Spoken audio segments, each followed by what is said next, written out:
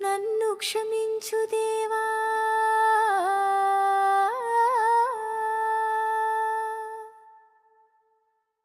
నన్ను క్షమించు దేవ దయతో, నన్ను క్షమించు దేవ నిత్యం అనునిత్యం.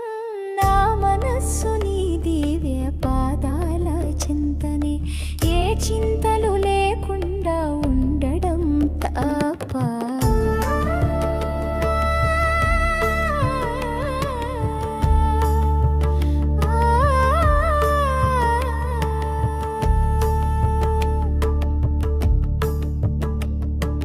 చేతులార పూజలు చేయలేను అతో నాది,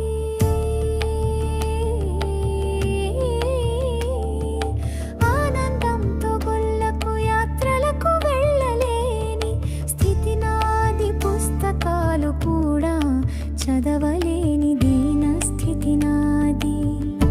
నన్ను క్షమించు దేవ దయతో,